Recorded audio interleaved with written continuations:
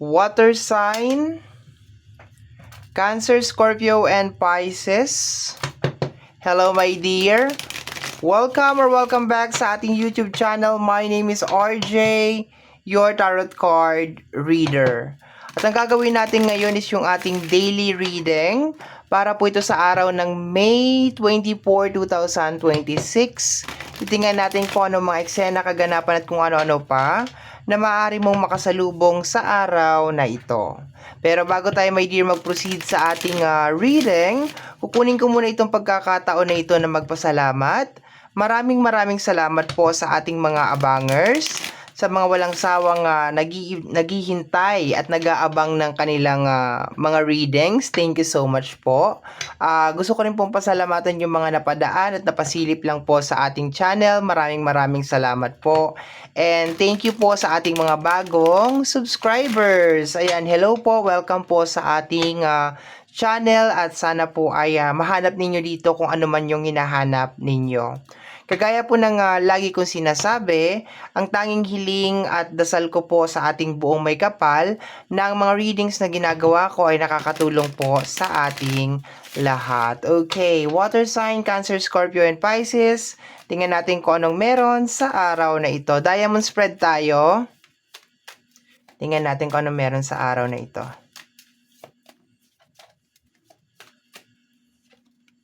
The Page of Pentacles. Okay. Huwag magpadalos-dalos my dear sa araw na ito. Okay? Maganda tong araw na to para pag-aralan yung mga gagawin mo pang mga desisyon. Pag-isipan ng mabuti kung talagang gusto mo ba yung bagay na yan. Okay? Huwag kang magpadalos-dalos ngayong araw na to. Sa paglabas ng Page of Pentacles, ang nakukuha ko my dear is like nagre-release siya ng energy na parang take time. Huwag mo madaliin. Okay? So, possible na hindi maganda sa araw na to kung magpapadalos-dalos ka. Okay? Lalo na sa usapin ng financial kasi Page of Pentacles siya my dear. Okay? So, pag-aralan mo na mabuti, siguraduhin mo, alamin mo yung mga pasikot-sikot sa mga gagawin mo. Kung medyo ilalabas ko ng konti, pwede din may kinalaman sa mga iniisip mo at sa emosyon mo. Pwede din naman my dear. So, subukan mong ibalanse yung mga bagay-bagay sa araw na ito. Okay? Kasi baka na-overwhelm ka rin my dear. Makaramdam ka ng overwhelming na energy ngayong araw na ito. Okay? Tingnan natin, punta tayo sa area ng love. So, dito sa area ng love my dear, hindi ko lang siya i-close sa relationship kasi hindi naman kayo lahat in a relationship. Okay? So, family, friends, and relationship is welcome dito sa area na ito. Okay, tingnan natin anong meron sa area ng love para sa araw na to. Once again, reading mo ito para sa araw ng May 24, 2026. Okay? The Seven of Cups. My dear, mapandin lang na energy. Okay, deceiving kasi itong card na to. Ibig sabihin, maraming ilusyon ang nangyayari sa loob ng love. Okay, to the point na wina-warningan ka dito sa energy ng page na wag magpadalos-dalos. Posible my dear na merong mga tao, sabihin na natin tao na malapit sa puso mo, ang posibleng gagawa ng deceiving na action. Ibig sabihin mapanglinglang na gawain sa araw na ito, my dear. So, napaka inam ngayong araw na ito, my dear, na talagang pag-aralan mo talaga yung mga sinasabi, yung mga kilos, galaw, okay, maging mapagmatsyag ka, okay, kasi baka merong lalapit sa'yo, manghingi ng tulong, pero hindi naman pala nagsasabi ng totoo, okay, so wag kang mahihiyang magtanong, wag kang mahihiyang i-clarify yung mga bagay-bagay, okay, kasi baka meron, hindi nga ako masyadong natuwa nung lumabas sa Seven of Cups. Hindi talaga ako natuwa, no? Nakaramdam talaga ako ng kakaibang pakiramdam kasi ang kaagad kong nakuha is mapandin lang na energy. So, nasa area pa talaga siya ng love. So, ayan, be careful my dear sa araw na ito ha, wag basta-basta magtitiwala, okay? Hindi ibig sabihin na kapamilya natin or kaibigan natin, basta-basta tayong magtitiwala, okay? Kasi minsan, ang mga water sign, kayong mga water sign is, meron kayong ugali na talagang pag malapit talaga sa puso ninyo, talagang pinaprioritize din ninyo. Tama ba ako? Pinapriority ninyo kasi love nga ninyo eh. Kaso ang problema, minsan merong mga tao, actually hindi minsan, napapadalas na meron mga tao na handa silang gumawa ng eksena para makuha lang yung gusto nila, lalo na sa usapin ng pinansyal. Minsan, maski hindi naman na aksidente, sasabihin na aksidente. Minsan, maski buhay, ginagawang patay, di ba? Yun lang minsan talaga, my dear, ang nakakalungkot pagdating sa usapin ng pera. Kasi, maski mahal mo sa buhay, nagagawa mong lokohin nang dahil sa pera, 'di ba? So ingat na lang ngayon water sign ha, Cancer, Scorpio and Pisces. Pag-isipan mo talaga ng mabuti. Lalo na kung meron mga mag-aano sa iyo ng mga business proposal, yung mga ganyan negosyo, pag-isipan mo talaga ng mabuti ha.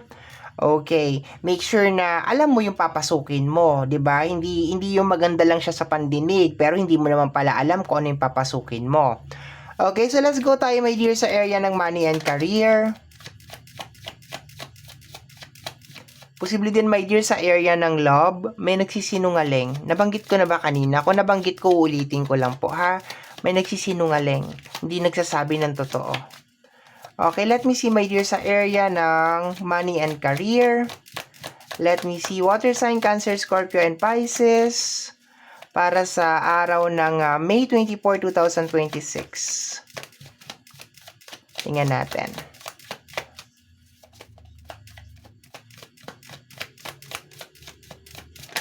Okay, the Temperance. Okay. Ganun pa rin my dear, same energy pa rin yung sinasabi. Balance daw ha.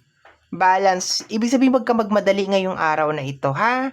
Wag ka magmadali, although minsan talaga parang nakakainip, gusto na nating mangyari yung isang bagay, pero balance mo lang my dear, kasi baka i-grab din yan my dear ng ibang tao na makita nila, ay si water sign nagmamadali, gusto nang yumaman. So water sign, bilhin mo to. Ikuskus mo, pagkakuskus mo niyan, magkakapera ka. 'Di ba yung mga ganon? Nabudol-budol ka na, my dear, okay? So, balance mo lang daw, my dear, okay? Napaka-importante yung pagbabalanse sa araw na ito, okay?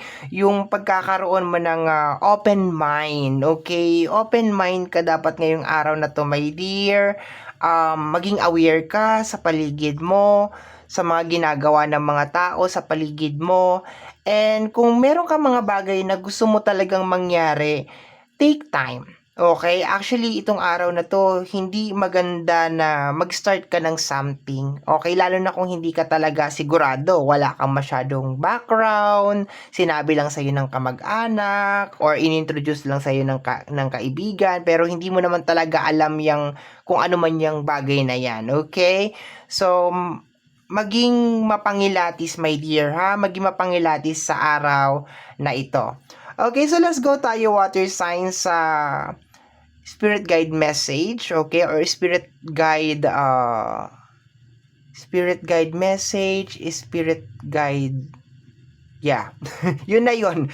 Nagtaka ako, mensahe ng ating mga spirit guide para sa'yo, okay? Or, ayun, spirit guide advice, na mental block ako. Sabi ko na yung parang may mali, parang may kulang, okay? So, spirit guide message and spirit guide or spirit guide advice, okay? Let me see, my dear. Let me see.